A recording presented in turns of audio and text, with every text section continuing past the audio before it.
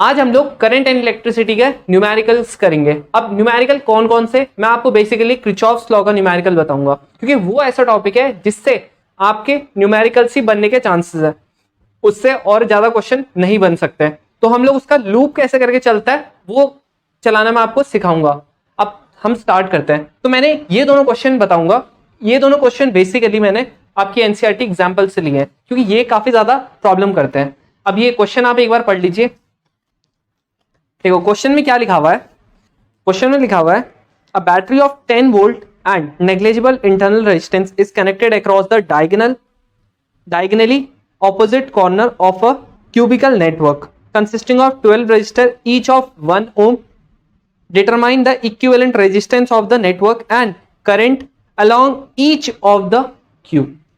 ठीक है, current each edge of the cube. अब देखो each edge of the cube पूछ रहा है, ये ऐसे करके इसमें कुछ डायग्राम बना रखा है। ठीक है, ये आपको बोलता है जो रजिस्टर है इस पे 12 ऐसे करके रजिस्टर लगे हुए हैं। लेट से मैं बोल देता हूँ आर से कर देता हूँ मैं इसको रिप्रेजेंट। आर इक्वल्स टू कितना 1 ओम बोल रहा है, ये हर एक रजिस्टर कितना 1 ओम का है। ये भी आर है, आर आर आर सब आर है। ठीक है, अब और क्या बोलता है ये आपको बोलता है कि ना जो इस सर्किट का आपको क्या निकालना है, इक्विवेलेंट रेजिस्टेंस निकालना है। क्या इक्विवेलेंट रेजिस्टेंस मतलब आर इक्विवेलेंट निकालना है। और क्या निकालना है, ये बोलता है हर एक एज, ये वाला ये वाला ये इनका क्या निकालना है, आपको करंट निकालना है। मतलब आई निकाल दिया। अगर आपने आई निकाल लिया तो बाकी सब तो आप निकाल ही लोगे। तो बेसिकली ये दोनों चीजें आपने निकालनी है। अब देखो इसमें ना आप लोग कहोगे तो इसमें क्या, ये इसमें भी किरचॉफ्स लॉ लगेगा, इसमें भी लूप लगेगा, बिल्कुल लगेगा इसमें भी लूप।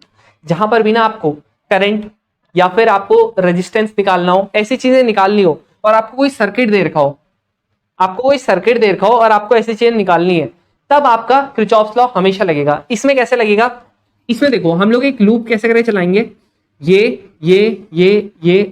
ऐसे करके इसके अलाउंग चलाएंगे। ठीक है, कौन किसके, A B C dash epsilon और फिर से ए ऐसे करके। और किस डायरेक्शन में चलाएंगे हम लोग, करंट की डायरेक्शन में। ये देखो आपकी करंट की डायरेक्शन, तो बस यहां पर चला दो, ऐसे करके आप क्या कर दो, लूप चला दो। अब आप लोगों को मैंने बता तो रखा ही है क्या, कि आपका जो वोल्टेज होता है, मतलब अगर आप करंट की डायरेक्शन में लूप चलाते हो तो आपको जो हम लोग करंट लेते हैं उसकी क्या लेते हैं, साइन नेगेटिव का लेते हैं। तो यहां पर देखो, यहां पर कितना करंट, यहां से तो 3i जा रहा है मैं मानता हूं, लेकिन यहां पर देखो 3 ब्रांच है, एक इधर पे एक इधर पे एक इधर पे, तीनों में बराबर बराबर बढ़ जाएगा करंट, आई और आई, 3i बढ़ चुका है। यहां पर कितना हो जाएगा, माइनस का i इंटू आर, ये वाला आर था। अब इसके आगे गया, हम लोग ए से बी फिर बी से सी गए, बाहर से ले आएंगे हम लोग। अगर हम अंदर ले आते हम लोग फंस सकते थे, क्यों, क्योंकि हम लोग को एग्जैक्टली नहीं पता चलता कि उसके बाद हम लोग कहां ले जाए, इसलिए हमने बाहर से चलवा दिया लूप। बी से सी जाएंगे, यहां पर देखो I/2 करंट है और माइनस ही करेंगे। क्यों लेंगे माइनस का, क्योंकि करंट की डायरेक्शन अभी भी इधर ही है। अगर करंट की डायरेक्शन ऐसे करके होती तब हम लोग क्या ले लेते, पॉजिटिव ले लेते। ठीक है ना, अब ये इंटू आर, फिर यहां चलेगा, यहां पर भी माइनस इंटू आर। अब यहां बाहर को चले गया, यहां पर आपको कोई रेजिस्टेंस दिख रहा है, पहले मेरे को ये बताओ। रेजिस्टेंस नहीं तो करंट का कोई रोल नहीं है, करंट खत्म, करंट एकदम खत्म हो जाएगा। करंट हम लोग आपका वोल्टेज इसके बाद I इंटू आर नहीं करेंगे, भले यहाँ पे 3i है, कोई नहीं होगा, कुछ नहीं होगा वहां पे। ठीक है, तो it will be of no use if there is no resistance. अब बचा गया यहाँ पे बचा है बैटरी। अब बैटरी में मैंने आपको बता रखा है 2 केसेस हो सकते हैं, ऐसे करके, या तो आपका नेगेटिव टू पॉजिटिव टर्मिनल में जाए करंट, या आपका पॉजिटिव टू नेगेटिव टर्मिनल में जाए करंट। यही 2 केसेस हो सकते हैं कि current can go from negative terminal to positive terminal और it can flow from positive terminal to negative terminal. तो in this case we will take E as negative, sorry positive. ठीक है, when it is flowing from negative terminal to positive terminal, and in this case when the current is flowing from positive terminal to negative terminal then we will take E as negative. ठीक है, we will take E as negative। जब positive terminal से negative terminal की तरफ को जाएगा, negative का लेंगे E, मतलब जो भी वोल्टेज वो होगा बैटरी का EMF, और यहां पर जब नेगेटिव से पॉजिटिव जाएगा तो पॉजिटिव का लेंगे। यहां पर देखो, यहां पर ऐसे करके जा रहा है नेगेटिव टू पॉजिटिव, तो क्या लेंगे हम लोग, प्लस प्लस ई। यहां पर मैंने एप्सिलॉन अपनी मर्जी से दिखा दिया था, ठीक है ना, वहां पर नहीं है शो, ये हो जाएगा। अब आप इसको करो ऐड, 5/2 माइनस का I into R equals to epsilon, ठीक है। This is a first equation, ये हमारी फर्स्ट इक्वेशन है। इसके बाद आप क्या करो, यहां पर से इतना आपको आ गया। अब अगर मैं जनरलाइज फॉर्मूला बताऊं, अगर मेरे को कभी रेजिस्टेंस निकालना, whenever I have to find resistance, I have one formula, V equals to I into R, V equals to I into R. Here the V is epsilon actually, so epsilon equals to I into R equivalent, means the resistance of total circuit, the resistance of entire circuit, that is R equivalent, ठीक है। R equivalent हो गया। यहां पर देखो I की value हम लोगों को नहीं पता है एक्चुअली में, टोटल I की वैल्यू कितनी है, 3I है कि नहीं है। यहां से देखो 3I है ना, ये तो बाद में तो स्प्लिट अप हो चुकी है, लेकिन पहले कितनी है, 3I है। एप्सिलॉन, तो R इक्विवेलेंट की वैल्यू कितनी आ चुकी है, epsilon upon 3I। Now I will put the value of epsilon here, तो it will become 5/2 I into R upon 3I। I से I कट जाएगा, तो R इक्विवेलेंट की वैल्यू कितनी आ चुकी है, 5/6। And what is the value of R? Value of R is 1. So into 1, that is 5/6. So our R equivalent value is 5/6, and that is ohm. So we have find the value of R equivalent. हमने R equivalent की value find कर दी है। अब हमारा है current की value, तो अब करंट की वैल्यू कैसे करेंगे find, simple, we know V equals to I into R, value of V मतलब epsilon into IR, R equivalent, I equals to, I actually is 3I, so 3I equals to, we can put here dash, 3I equals to E. What is the value of E? Value of E is 10. What is the value of R equivalent, 5/6? It is 2, 1. So I equals to 6 into 2 upon 3. 3 will go here, that is 2. Value of I is 4 ampere. We have find the value of I. Now if we want to find value of current in each branch, हमको अगर सारे branch में निकालनी है, तब क्या होगा, यहाँ पर कितना हो जाएगा, 4 एम्पियर, यहाँ पर 2 एम्पियर, 4 एम्पियर, यहाँ पर फिर से क्या हो जाएगा, यहाँ पर से 2 एम्पियर, देन यहाँ पर से फिर से कंबाइन होकर फिर से 4 एम्पियर हो जाएगा, और लास्ट में यहाँ पर कितना है आपका, बाहर वाली में 12 एम्पियर है। कैसे करके निकाला, देख लिया होगा आपने। सबसे पहले हम लोगों ने इक्विवेलेंट रेजिस्टेंस निकाला, उसके बाद हम लोगों ने करंट निकाल दिया। Now we have another question which is of your NCERT. NCERT का ही क्वेश्चन है आपका, ये देखो आप क्वेश्चन पढ़ सकते हो, क्या लिखा हुआ है इसमें, determine the current in each branch of the network. हमको हर एक ब्रांच में कितना करंट होगा वो बताना है आप हमको, ठीक है। बाकी इन्होंने पूरा फिगर दे रखा है, ऐसी करके करंट दे रखी है। अब हम लोग अगर इन्होंने ये जो ब्लू कलर से मैंने बना रखा है, ये अगर नहीं भी दिया होता तो हम लोग खुद इसको मार्क कर सकते थे। अब अगर मैं इसकी नेमिंग वगैरह, यहाँ पर ए है, ठीक है, पर बी है, यहाँ पर डी, यहाँ पर epsilon, B, A, B and C, ठीक है, इट इज ऑल्सो गिवन। अब देखो ये आपका ऐसे करके है, आप लोगों ने इसमें भी क्या लूप चलेगा, बिल्कुल लूप चलेगा। अब इसमें हमको क्या निकालना है, अगर करंट हर एक वैल्यू हर एक ब्रांच पे निकालनी है, ए बी, ए डी, इस पे कितना होगा, इस पे कितना होगा, इस पे कितना होगा और इस पे कितना होगा, आप लोगों को ये सारे निकालने हैं। आप लोगों को कभी सर्किट में अगर कुछ भी पूछे ना, whenever anything is asked and circuit is given, we have to apply Kirchhoff's law. What is Kirchhoff law, that is we have to form a loop बनाना पड़ेगा। तो हम लोग घुमाएंगे कैसे, देखो करंट ऐसे करके जा रही है, ऐसे करके जा रही है, ऐसे करके जा रही है, we will form a loop in the direction of current like this, ठीक है, ऐसे करके, क्योंकि ऐसी करके हमारी क्या जा रही है, करंट जा रही है। इसमें ऐसे करके बन जाएगा अगला वाला, अगले वाले में देखो ऐसे करके जा रही है, ऐसे करके जा रही है, आप ऐसे करके बना लो। नेक्स्ट वाला जो ये है, इसमें कैसे करके बनाएंगे, इसमें देखो ऐसे करके जा रही है, आप इसमें ऐसे करके बना लो। अब करंट की डायरेक्शन में बना लूप, ठीक है, always form a loop in the direction of current, ये ध्यान रखना है। अब देखो आपका फर्स्ट वाला क्या है, A C B A, ठीक है। In loop A C B, sorry, in loop is in this direction, so A B C A, ठीक है। this represent that you are forming a loop in this direction, A B C A, that is in this way, ठीक है। इस तरीके से आप loop बना रहे हो। अब देखो आप यहां पर क्या कर सकते हो, V इंटू आई पता है आपको, यहां पर देखो करंट की डायरेक्शन ही में जा रहा है, we will put -4, 4 is the value of resistance, then I2, clear, then this is 2, this is I2 plus I3, so -2 I2 plus I3. Why we have put minus? Because the direction of current is same as the direction of the loop. अब यहां पर क्योंकि direction of current क्या है, same है direction of loop की तरह। अब यहां पर देखो I है, सॉरी 1 है, और यहां पर ये क्या आपका करंट की वैल्यू क्या है, I1।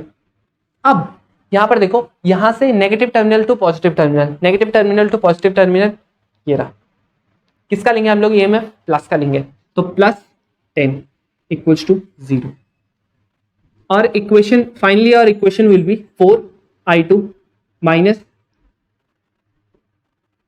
I3 2 minus I1 plus 10 equals to 0, then I1, this will become plus 6I2 minus का 3I plus का 3I3 equals to 10. This is our first equation. This is our first equation. Then we will form second equation. ठीक है, second equation. What is the loop? Direction of loop? It is in loop in this way. ठीक है, A D C A, A D C A. If you will write A C D A, this is wrong. This is totally wrong. क्यों होगा ये wrong? क्योंकि देखो आप यहां पर तो कुछ और डायरेक्शन दिखा रहे हो, whatever you are showing in the figure, that is misappropriate according to whatever you are writing. मतलब ये जो आप दिखा रहे हो ना, वो आपका सही नहीं है इसके अकॉर्डिंग, फिगर के अकॉर्डिंग, इसीलिए गलत होगा, ठीक है ना। अब यहाँ पर देखो, यहाँ पर आप देखो, ये I1 कहीं से भी कर सकते हो आप स्टार्ट, ऐसा नहीं है कि मेरे को यहीं से करना है, मेरे को यहीं से करना है, यहीं से करना है, मैं कहीं से भी कर सकता हूँ स्टार्ट, ठीक है। From where I have to start, तो यहां पर से कहां से कर लें, हम यहां से कर लेते हैं, माइनस का 4I I1 I1 minus I2, then here that this will be of plus, क्यों, it is in the direction, it is opposite to the direction of loop, इसीलिए ये क्या होगा, प्लस का होगा आपका, plus 2I2 plus I3 minus का I1, ठीक है। Then we will go here plus, नहीं minus, because now it is again in the same direction of the loop, minus I1, and this is 1, so I can simply write I1 plus का 10 equals to 0. Now I will solve this, plus I2 4 plus 2I3 minus 2I1 minus I1 plus 10 equals to 0. This is 4 6 7 I1 I2 4 6 minus का 6 I2, then plus नहीं minus 2I3 equals to 10, ठीक है। Now can I take anything common? No, I can't. So this is second equation. Okay, if there is anything common, so you can take it common, ठीक है। आप अगर कुछ चीज common आती है आप ले सकते हो।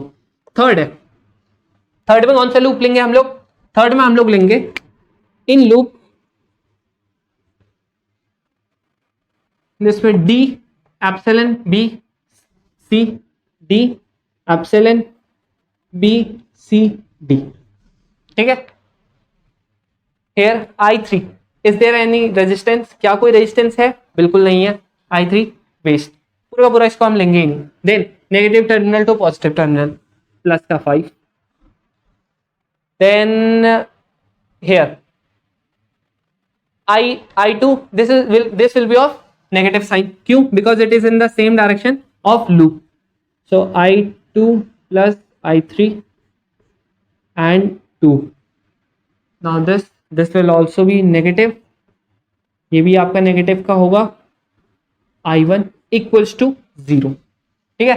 Now when I will solve it, it will be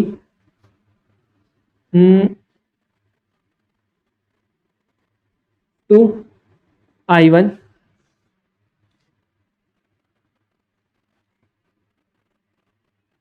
minus 2I2 minus 2I3 minus I2 2 minus का 2I3 plus 5 equals to 0. So finally our equation will be minus का 2I1 minus 2 plus 2 4I2 plus minus this will be a plus and plus 4I3 equals to 5. So now we have three equations 1 2 3. Now we will solve all three and we will get the correct answer. तो अब देखो, आप कोई सा भी ले सकते हो, आप ये ले सकते हो, आप ये ले सकते हो, ठीक है ना. आप उसको उस टर्म को रिप्लेस करने की कोशिश करो जो आप इजीली कर सकते हो. यहाँ पर देखो I3 का क्या है, सबसे ज्यादा सिंपलेस्ट लगता है मेरे को, तो मैं I3 को ही हटा दूंगा तीनों में से. यहाँ पर देखो, अगर मैं थर्ड वाले से, और एक और चीज ध्यान रखनी है, अगर आप फर्स्ट वाला को बेस बनाते हो तो आप फर्स्ट ही फर्स्ट ही को करो दोनों से यूज, ठीक है. अगर आप सेकंड को बनाते हो सेकंड को ही करो. मैं थर्ड को बना रहा हूँ बेस, ठीक है. तो इसमें कितना होगा, इंटू 2 करूंगा फर्स्ट वाले के लिए, कितना हो जाएगा 2I1 plus 12I2 plus 4I3 equals to 20. यहाँ पर माइनस का I1 plus 4I2 plus 4I3 equals to 5. अब देखो, now I have two options, इधर आई कैन रिमूव I1 और इधर I can remove I3. I am removing I3, ठीक है. So for I3 I have to change the sign. So this will cut plus I1 minus plus 8I2 equals to यहाँ पर 15 हो जाएगा, ठीक है ना. ऐसे करके 15 हो गया. अब इसके बाद मैं क्या करूंगा, I3 को ही बेस बना के ये वाले से भी क्या करूंगा, I3 को रिमूव कर दूंगा, इसको थर्ड वाली इक्वेशन को. फिर से मैं यहाँ पे क्या करूंगा, इंटू 2 करूंगा, 14 I1 minus 12I2 minus 4I3 equals to 20, ठीक है. यहां पर माइनस का 2I1 प्लस का 4I2 plus 4I3 equals to 5. ये कट जाएगा. यहां पर माइनस का 8I2 12I1 equals to 25. So now I have two equations, this one and this one. अब हमारे पास ये इक्वेशंस आ गए. यहां पर देखो, ये रही आपकी जो दो इक्वेशंस हमारी आई थी.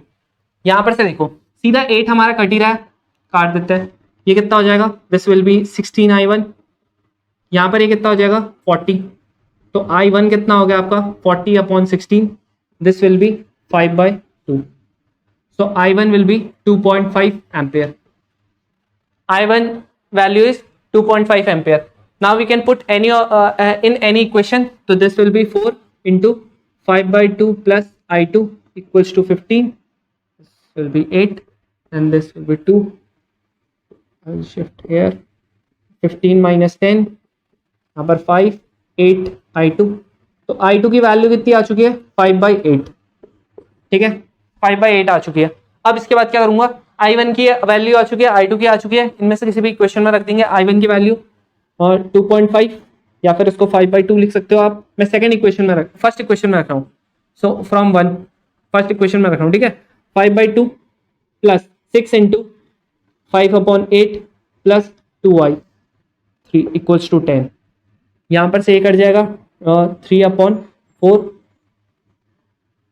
बाकी अगर मैं एलसीएम लेना चाहूँ, यहाँ पर आ जाएगा 4 10 plus 15 plus 2I3 equals to 10. ये 2I3 इक्वल्स टू 10 माइनस 25/4. अब यहीं पर से अगर एलसीएम लेना चाहूँ 4 40 हो जाएगा और यहाँ पर ये करेंगे 15 आ जाएगा, ठीक है। 2i3, तो i3 की वैल्यू कितनी आ चुकी है, इसको करेंगे 15/8। तो हमारी आ चुकी है तीनों की वैल्यू। एक आ चुकी है हमारी i1 की वैल्यू, i2 की वैल्यू एंड i3 की वैल्यू। अब मैं इसे चेक कर लेता हूं,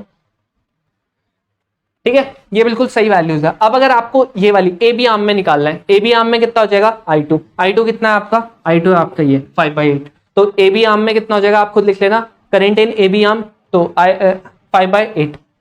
अगर ए डी आर्म की करता हूं बात, 1-2, तो 1-2 मतलब 5/2 माइनस 5/8 आपके सेकेंड आर्म में आ जाएगी। इसमें निकालना है, इसमें आपकी करंट कितनी आ जाएगी, i3 कितना है 15/8, या फिर इसको आप कैसे लिख सकते हो, मिक्स फ्रैक्शन में 1/7/8, सेम है एम्पेयर। फिर इसमें सेम ही होगी, यहां पर कितनी हो जाएगी i2 प्लस i3, तो मतलब 5/8 प्लस 15/8 आ जाएगा। यहां पर कितना हो जाएगा, i2 प्लस i3 माइनस का 5 i1, तो ये माइनस कर देना, इन दोनों का सम करना, इससे माइनस कर देना। तो ऐसे करके आपको कुछ भी आ सकता है। यहाँ पर तो सिर्फ i2 है, एसी में सॉरी i1 है, तो एसी में i1 की वैल्यू रख लेना कितना, 2.5 एम्पेयर। तो ऐसे करके आपके क्या होता है, किरचॉफ्स लॉ के क्वेश्चंस होते हैं। अब आप ना कोई भी क्वेश्चन इससे ट्राई कर सकते हो, अगर आपको इतना कॉन्सेप्ट आता है ना, आपको मतलब सब आता है। अगर कोई ऐसे करके दे देता है आपको सर्किट, ऐसे करके दे देता है जो आपका व्हीटस्टोन ब्रिज, वो भी मैं थोड़ी देर में बताऊंगा। यहां पर भी आपका किरचॉफ लॉ चलेगा ऐसे करके, ठीक है ना। आप कैसे भी किसी भी डायरेक्शन में चला सकते हो किरचॉफ लॉ। तो अब आपका ये सब हो गया। अब मैंने जो आपको कल होमवर्क दिया था ना एक क्वेश्चन, अब मैं आपको वो वाला करवाता हूँ। अब यहां पर देखो आप लोगों का ना, ये मैंने जो क्वेश्चन दिया था वो बता देता हूँ। ऐसे करके देखो, सारे के सारे रेजिस्टेंस लेट से आर है, मैंने बोला था यहां से पकड़ना, यहां से खोल देना। तो जब आप खोलोगे तो ये दोनों क्या आ जाएंगे, ये दोनों तो सीरीज में आ जाएंगे, तो कितना हो जाएगा 2r हो जाएंगे, जैसे ऐसे करके हो जाएंगे, ये r हो गया, ये r हो गया, ऐसे करके r हो जाएगा, और बाकी ये क्या हो जाएगा, ऐसे करके रहेगा, ठीक है। ये वाला r, ये वाला r, ये वाला r, तो ये वाले का जो कंबाइन करके रेजिस्टेंस आएगा, हमको पता है सीरीज में r प्लस r करके जुड़ जाएगा, तो कंबाइन करके जो आएगा वो कितना आ जाएगा, 2r आ जाएगा। अब ये दोनों किसमें, ये दोनों पैरेलल में, तो इन दोनों को जब हम जोड़ेंगे तो r t करके मानते हैं, तो 1/r प्लस 1/2r। तो जब हम इसको जोड़ेंगे तो कितना आ जाएगा, r 2r आ जाएगा, यहाँ पर 2 + 1 1/RT। तो RT की वैल्यू कितनी आ गई है आपका, 2r/3 आ चुकी है। अब इस कंबाइंड की 2r/3 आ चुकी है, तो ऐसे करके अब इसको सीधा कर देंगे, ऐसे करके आ जाएगा, इसकी 2r/3 आ चुकी है, इसकी r है, इसकी r है, ये दोनों ये सब सीरीज में, सिंपली आप जोड़ दो इसको, तो ये कितना हो जाएगा, एलसीएम आ जाएगा 3r plus 2r plus 3r, ये कितना आ जाएगा 8r/3। अब अगर हम लोग बोलते हैं कि रेजिस्टेंस की वैल्यू कितनी है, 1 है, लाइट से कितनी। अब अगर मैं एग्जैक्टली उसी क्वेश्चन से बताऊं, एग्जैक्टली उसी क्वेश्चन में लिखा था 1 है, तो कितना हो जाएगा, ये हो जाएगा 8/3।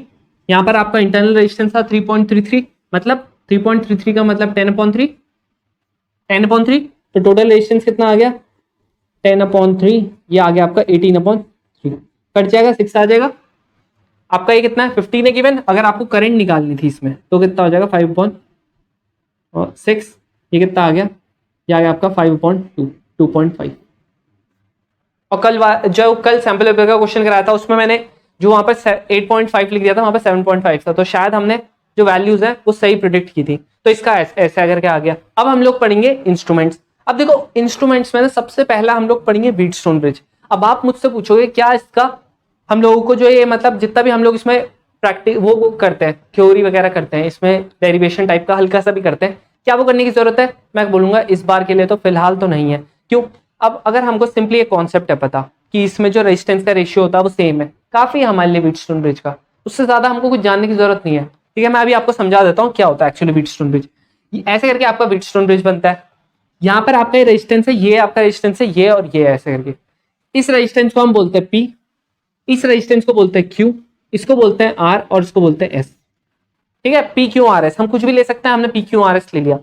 यहां पर आपका गैल्वेनोमीटर है, ये बोलता है आपका ना ऐसा करंट की वैल्यू या फिर ऐसा हम लोग कुछ वोल्ट देंगे, ठीक है, जहां पर यहां पर क्या बोलता है कि ना जब ना बैलेंस कंडीशन होगी, जब इसकी बैलेंस कंडीशन होगी ना, बैलेंस कंडीशन को क्या बोलता है ये P/Q = R/S, जब इनका रेशियो सेम होगा, इनका जब रेशियोज आपका सेम होगा ना, तो बस इसी को हम लोग क्या कहते हैं, बैलेंस्ड कंडीशन बोलते हैं, बैलेंस्ड कंडीशन। तो इस कंडीशन पे ना आपका P upon Q equal to R upon S होना चाहिए। तो यहां पर ना जो आपका गैल्वेनोमीटर होगा ना, ये आपका गैल्वेनोमीटर है, ये आपका ना शो नो डिफ्लेक्शन, ये आपको कोई डिफ्लेक्शन शो नहीं करेगा। इसका मतलब यहां पर आपका कोई करंट शो नहीं करेगा। यहां पे आपका जो रेजिस्टेंस का रेशियो है ना, वो ये P upon Q equal to R upon S होना चाहिए।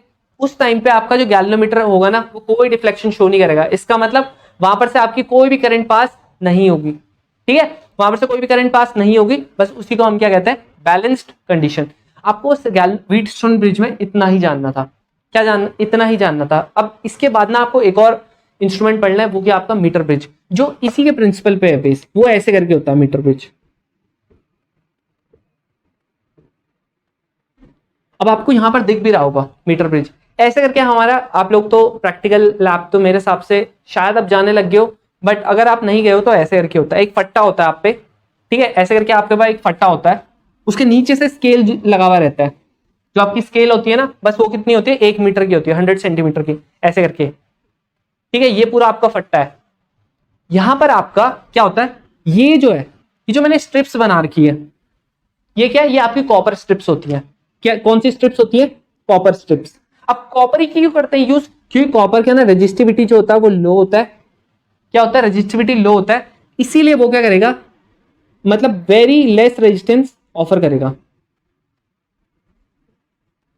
अब बहुत ही कम रेजिस्टेंस ऑफर करेगा, इसका मतलब वो जितनी भी करंट होगी ना, वो सारी की सारी यहां से वो पास होने देगा। अब पास होने देगा तो हमारा सारा का सारा करंट ये इस पे और इस पे चले जाएगा, ठीक है ना। अब ये क्या है, ये आपके रेजिस्टेंस, जैसे इसमें थे ना ये रेजिस्टेंस, वैसे ही यहां पर भी ये रेजिस्टेंस है। इसको हम बोल देते हैं आर रेजिस्टेंस, इसको बोल देते हैं एस, इसको आर बोल देते हैं, इसको एस बोल देते हैं, ठीक है ना। ये भी आपकी कॉपर स्ट्रिप है, ये भी आपकी कॉपर स्ट्रिप है। अब ना जो ये दिख रहा है आपको, ये आपकी क्या है, वायर है। ये आपकी क्या है, वायर है। अब ये वायर किस चीज की बनती है, क्या ये भी कॉपर की बनती है, नहीं, बिल्कुल नहीं, ये कॉपर की नहीं बनती है। ये एक्चुअली में आपकी ना ये बनती है कॉन्स्टेंटन की, या यूरेका की, या मैंगनीन की। क्यों बनती है, क्योंकि ये क्या ना रेजिस्टिविटी हाई होती है, जिसकी वजह से ये क्या करता है, रेजिस्टेंस बहुत ज्यादा ऑफर करता है, ठीक है ना। ये होता है इसमें। अब इतना तो आपका हो गया।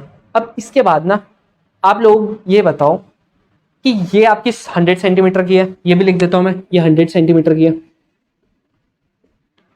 ठीक है, और ये आपके रेजिस्टेंस है। तो इसमें आपको सिर्फ एक ही फॉर्मूला, बस आपको क्या याद रखना था कि metre bridge is based on Wheatstone bridge, ठीक है ना। इसका प्रिंसिपल क्या है, what is the principle of metre bridge, metre bridge का प्रिंसिपल क्या है, व्हीटस्टोन ब्रिज। ये आपको ध्यान रखना है, कभी आपसे पूछेगा कोई मीटर ब्रिज का प्रिंसिपल क्या है, आपको बोलना है व्हीटस्टोन ब्रिज। इसमें आपको एक चीज ध्यान रखनी है, जैसे उसमें P upon Q equal to R upon S होता था ना, यहां पर हम लोग क्या करते हैं, यहां पर हम लोग की ना एक जॉकी टाइप की होती है। अब आप बोलोगे जॉकी क्या होती है, पेन है आप पे, ये पेन का ना मुंह है, मुंह अगर मैं स्क्रू ड्राइवर की तरह कर दूं, स्क्रू ड्राइवर मतलब पेचकस की तरह कर दूं, तो जैसे आपका मुंह जाता है ना, वैसे ही हमारे पास एक पेन होता है, उसी को हम जॉकी बोलते हैं। उसके पीछे से हम वायर लगाते हैं, यहां पर कनेक्ट करते हैं उस वायर को, और उस वायर को हम लोग ये वाली वायर से करते हैं कनेक्ट। तो यहां पर ना हम लोग हिलाते रहते हैं, और इसके बीच में हम लोग ना एक गैल्वेनोमीटर भी लगाते हैं। तो जहां पर ये टच कराते रहेंगे ऐसे ऐसे ऐसे ऐसे करके, जहां पर हमारा गैल्वेनोमीटर का डिफ्लेक्शन 0 शो हो जाए, जहां पर हमारा गैल्वेनोमीटर का डिफ्लेक्शन 0 शो हो जाए, मतलब नो डिफ्लेक्शन हो जाए, उसी पॉइंट को हम क्या कहते हैं, नल पॉइंट। उसी पॉइंट को लेट से के लिए एल लेंथ पे आ गया हूं, इसको हम क्या कहेंगे, नल पॉइंट। तो what is null point, the point at which galvanometer show no deflection. ऐसा पॉइंट जहां पर गैल्वेनोमीटर कोई डिफ्लेक्शन शो नहीं करता, उसी को हम कहते हैं नल पॉइंट। लेट से कि हम लोग मान लेते हैं वो एल लेंथ दूर पे है, तो यहां पर हम बोल देते हैं जो एल आर है वो डायरेक्टली प्रोपोर्शनल है एल के, और जो एस है वो क्या है, डायरेक्टली प्रोपोर्शनल है 100 माइनस एल के। आप बोलोगे 100 माइनस एल के क्यों, वो डायरेक्टली प्रोपोर्शनल होगा ना जो बाकी का बचा हुआ लेंथ है, बाकी का कितना होगा, 100 माइनस एल ही तो होगा जब ये पूरा 100 है। तो इसके अब इनका डिवाइड करवा दो, रेशियोज निकाल लेते हैं, तो इतना आ जाएगा। ये आपका बहुत इंपॉर्टेंट फॉर्मूला है, if we are given length and one radius, one resistance, then we can find the other one. तो S equals to R 100 minus L upon L. ठीक है, this is the second thing we have to keep in mind. अब इतना तो आ गया. अब आप पूछोगे क्या ये नल पॉइंट ना कहां पर आना चाहिए, हमारा कहां पर आना चाहिए? 100 है पूरा, तो कहां पर आना चाहिए? 10 पे आना चाहिए, 20 पे आना चाहिए, 100 पे आनी चाहिए, या 90 पे आना चाहिए, कितने पे आना चाहिए? ये ना आपका हम लोग प्रिफर जो करते हैं वो हम लोग एल की लेंथ को हम लोग 30 से लेके 70 के बीच में करते हैं. प्रिफर क्यों करते हैं 70 के से 30 के बीच में? ताकि आपका एरर जो है बहुत कम आ जाए. एरर मिनिमाइज करने के लिए हम लोग ये प्रिफर करते हैं. ठीक है, अब अगर 50 के पास आ गया तब तो बहुत ही ज्यादा बेस्ट है. 50 के पास आ गया बहुत ज्यादा बेस्ट है. क्यों? क्योंकि उस टाइम पे सबसे कम एरर होती है हमारी. ठीक है, तो ये सब ऐसे करके. अब एक और क्वेश्चन पूछता है कि आपका जो मीटर ब्रिज है वो सेंसिटिव कब होता है, मतलब सबसे जल्दी वो डिफ्लेक्शन शो कब करेगा? जब आपका आर और एस, ये आप पॉइंट नोट कर लेना, सबसे ज्यादा सेंसिटिव कब होगा? जब आपका आर और एस का रेजिस्टेंस जो है ना उसकी रेंज सेम होगी. रेंज सेम होगी तो आपका क्या होगा? आपका ये गैल्वेनोमीटर सबसे ज्यादा जल्दी डिफ्लेक्शन शो करेगा. ठीक है ना, जैसे आप हल्की सी भी जॉकी हिलाओगे आपका डिफ्लेक्शन शो हो जाएगा. हल्की सी नहीं, हल्की सी पीछे करोगे आपका डिफ्लेक्शन शो नहीं होगा. तो ऐसे करके बहुत ज्यादा सेंसिटिव बन जाता है. अब और भी कुछ पॉइंट्स है वो मैं आपको पढ़ के बताता हूं, वो एक क्वेश्चन फॉर्म में, इसीलिए मैं आपको बताता हूं. अब देखो, ये मैंने बाकी सारे बता दिए, पॉइंट्स ज्यादा तो है नहीं, बस आपको एक चीज ध्यान रखनी है.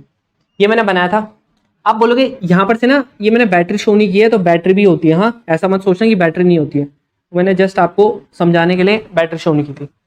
अब ना क्या बोलता हूं, अगर मैंने बैटरी और गैल्वेनोमीटर को रिप्लेस कर दिया, यहां पर गैल्वेनोमीटर लगा दी, यहां पर बैटरी लगा दी. If I replace battery by galvanometer, then is there will be any change in the null point? क्या कोई चेंज होगा नल पॉइंट में? बिल्कुल नहीं होगा. If I replace galvanometer by battery, then there will be no effect on the null point. Null point पे कोई effect नहीं होगा.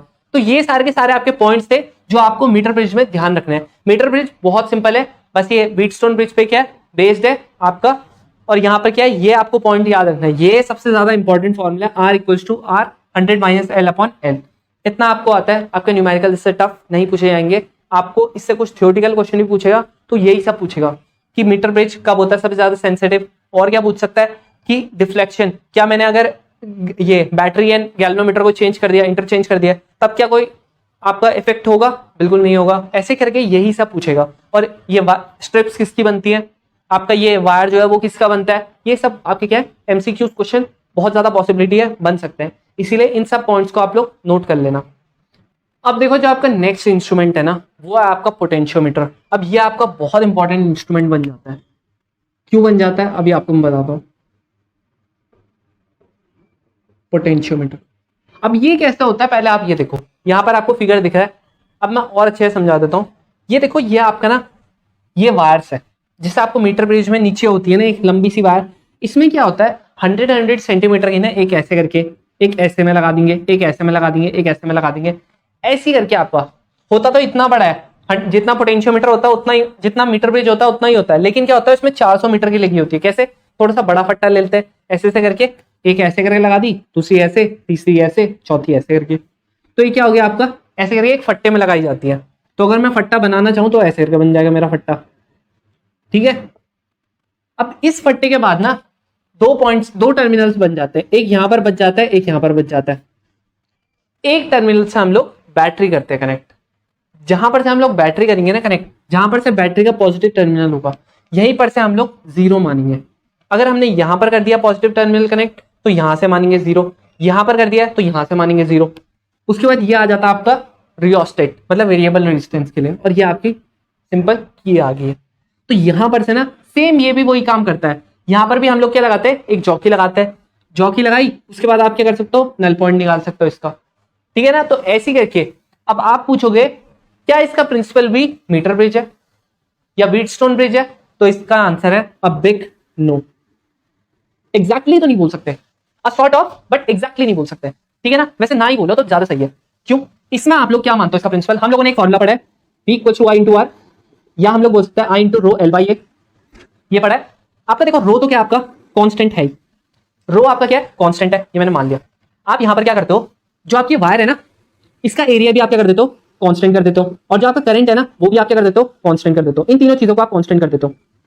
आपने कांस्टेंट कर दिया तो आपका जो V है वो डायरेक्टली प्रोपोर्शनल आ गया किसके, L के, आगे डायरेक्टली प्रोपोर्शनल L के आपका नल पॉइंट, जैसे मैंने यहाँ से कोई जॉकी लगाई है यहाँ पर आ गया, तो यहाँ पर तक क्या है मेरा, अगर यहाँ पर मेरा गैल्वेनोमीटर ने कोई डिफ्लेक्शन शो नहीं किया तो बस ये मेरा क्या आ गया, नल पॉइंट आ गया, वही क्या मेरा L है। वहां पर जो वोल्टेज होगा वो डायरेक्टली प्रोपोर्शनल होगा V के, मतलब जितनी ज्यादा वोल्टेज बढ़ाओगे उतना आपका नल पॉइंट बढ़ता रहेगा। सपोज पहले अगर आपका 150 पे आता, अब अगर आपने वोल्टेज बढ़ाई है तो अब टू 150 से ज्यादा पे आएगा, ये चीज बोलता है।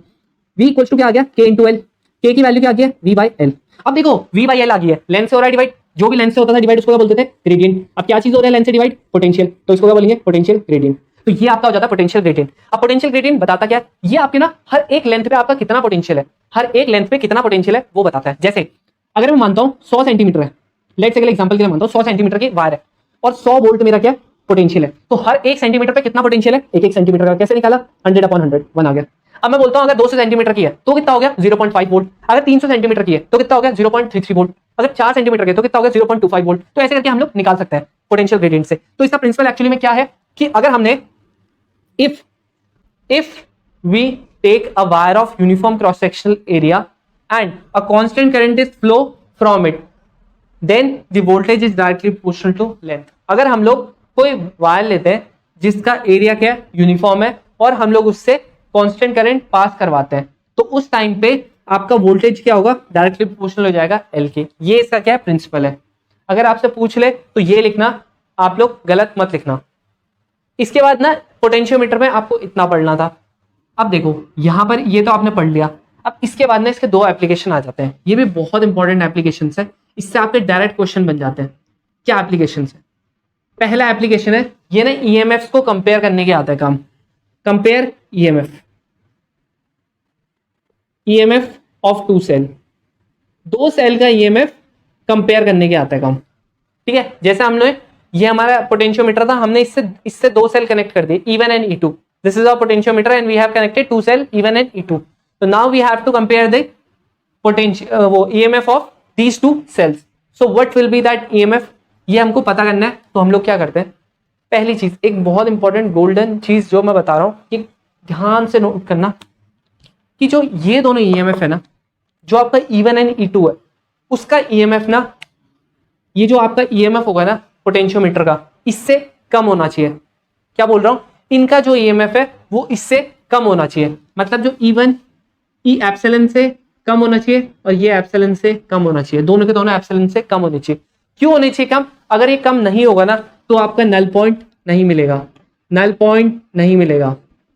We will not get the null point if epsilon is less than epsilon 1 और epsilon is less than epsilon 2। ठीक है, अब ये हो गया। ऐसे करके हमारा कनेक्शन जुड़ता है। यहां पर से उसी पॉइंट से जहां पर से हम लोग जीरो ले रहे हैं, वहां पर से हम लोग दो वायर निकालते हैं, यहां पर दो सेल्स को जोड़ते हैं। Generally we use Daniell cell and galvanic cell, then we connect them through a switch. The switch is like this, we have two keys here and here and the third key is here. if we want कि we should close this cell, then we can take the key out from this point। ठीक है, हम लोग इससे की निकाल देंगे तो ये वाला ऑफ हो जाएगा। And if we want same for epsilon 1 तो हम लोग ये वाली की निकाल देंगे, फर्स्ट वाली की। तो ऐसे करके आपका हो जाएगा। अब देखो हम लोग क्या करते हैं, हम लोग फर्स्ट बारी में ये वाली की निकाल देते हैं। अभी ये ऑफ है, एप्सिलॉन 2 ऑफ है, सेकंड सेल हमारा ऑफ है, तो हम लोग इसका नल पॉइंट निकालते हैं। इसका नल पॉइंट लेट से के लिए यहां पर आ गया, तो हम लोग मान लेते हैं जो एप्सिलॉन 1 है, हमने ये पढ़ा V1 क्या है, डायरेक्टली प्रोपोर्शनल टू L1, तो V क्या है, पोटेंशियल है, हम लोग EMF मान लेते हैं, सेम ही बात है। तो epsilon 1 directly proportional to L1, first case ये मान लिया। सेकंड केस में हम क्या मानते हैं, इस बार E1 हमने क्या कर दिया, ऑफ कर दिया, और E2 हमने ऑन कर दिया। तो इस टाइम पे फिर से हमारा कुछ ना कुछ डिफ्लेक्शन शो करेगा। जहां पर इसने जीरो डिफ्लेक्शन शो कर दी गैल्वेनोमीटर ने, वहां पर क्या हो जाएगा हमारा सेकंड का नल पॉइंट एप्सिलॉन 2।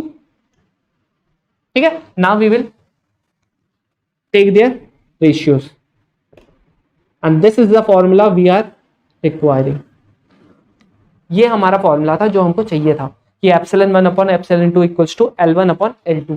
यहां पर से आपके डायरेक्ट फॉर्मूला आ सकते हैं।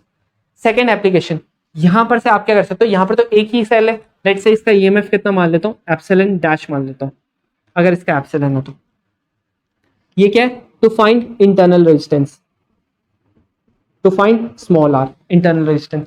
तो ये कैसे निकालेंगे, लेट से इसका इंटरनल रेजिस्टेंस कितना है, स्मॉल आर है। तो हम लोग क्या करते हैं इसमें हम लोग सबसे पहले यही हटा देते हैं। फर्स्ट केस में हम लोग ये हटा देंगे, इनमें से हम लोग कोई वो नहीं करेंगे, सिर्फ इसका लेंगे, इसका हम लोग ई का लेंगे, कितना हो जाएगा एल। सेकेंड केस में इसका लेंगे, इसका लेट से वी मान लिया, वोल्टेज मान लिया कुछ ना कुछ, क्योंकि इस पे इंटरनल रेजिस्टेंस है, वो कितना हो गया L1 इसका हो गया, L2 इसका हो गया, ठीक है ना, इसका L1 इसका L2।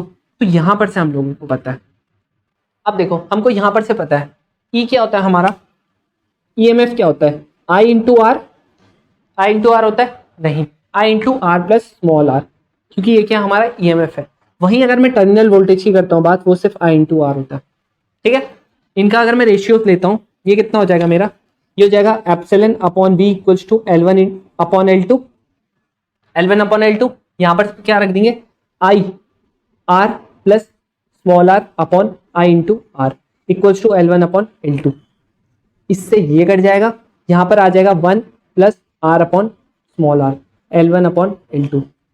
इस 1 को इधर कर देंगे हम shift, R upon r equals to L1 ये, और इसको हम लोग ऊपर डाल देंगे तो ये सीधा आर हो जाएगा। तो हमारा ये आ गया स्मॉल आर की वैल्यू, ठीक है। You can note if you want. अब ये हमारी स्मॉल आर की वैल्यू आ चुकी है। यहां से हम लोगों ने दो सेल का हमने ईएमएफ को कंपेयर भी कर लिया यहां पर से। अब देखो और ना एक बहुत इंपॉर्टेंट एडवांटेज इसका क्या होता है, हम लोग ना कभी वोल्टमीटर को प्रेफर नहीं करते, we always prefer potentiometer before voltmeter. Actually इसका काम क्या है, गैल्वेनोमीटर हमारा करंट करता है डिटेक्ट, करंट करता है, और क्या बताते हैं हमको, ईएमएफ वगैरह भी सब कुछ ऐसा बता दे रहा है। तो ये एक्चुअली ना हम लोग इसको पोटेंशियोमीटर की जगह पे, वो वोल्टमीटर की जगह पे यूज करते हैं। क्यों करते हैं, क्योंकि यहाँ पर ना गैल्वेनोमीटर यहाँ पर कितनी डिफ्लेक्शन देता है, 0। इसका मतलब यहाँ पर कोई भी करंट आपका यूज नहीं कर रहा है, तो यहाँ पर ये ना एग्जैक्ट वैल्यू दे देगा आपको ईएमएफ की। क्या दे देगा, एग्जैक्ट वैल्यू ईएमएफ की दे देगा। ईएमएफ की एग्जैक्ट वैल्यू दे दी, जिसकी वजह से आपका उस टाइम पे आपको एग्जैक्ट वैल्यू पता लग पाएगी। तो इसीलिए हम लोग कभी भी वोल्टमीटर का यूज ना करके पोटेंशियोमीटर का यूज करते हैं, और इसी को हम लोग ज्यादा प्रेफर करते हैं। वोल्टमीटर तो हम लोग इसीलिए प्रेफर मतलब ज्यादातर यूज कर लेते हैं क्योंकि वो छोटा सा डिवाइस है, ले आओ कहीं भी ले आ लो, ठीक है ना, बस वही है। लेकिन हम लोग एक्चुअली में ये ज्यादा प्रेफर करते हैं अगर हमको एक्यूरेसी की तरफ को ज्यादा जाना है। अब ये तो हमारी होगी सारी सारी इंस्ट्रूमेंट की बात। नेक्स्ट लेक्चर में ना हम लोग बहुत इंपॉर्टेंट चीज लाने वाले हैं जो आप सबको कंफ्यूज करता है, वो क्या है, असर्शन एंड रीजनिंग। तो असर्शन एंड रीजनिंग अगर आपने इस चैप्टर की कर लिया, वो लास्ट चीज है, कर लिया बहुत बढ़िया, उसके बाद तो आप लोग फोड़ के आने वाले हो पेपर को, समझ में आ गया। लेकिन उसके लिए आपको न्यूमेरिकल्स की प्रैक्टिस करनी पड़ेगी। न्यूमेरिकल की प्रैक्टिस आप एनसीईआरटी बुक से कर सकते हो और उसके एग्जाम्पल जरूर करके जाना। तो मिलते हैं नेक्स्ट लेक्चर में असर्शन एंड रीजनिंग के साथ, तब तक के लिए इस प्लेलिस्ट से अपने कॉन्सेप्ट और ज्यादा अच्छे करिए।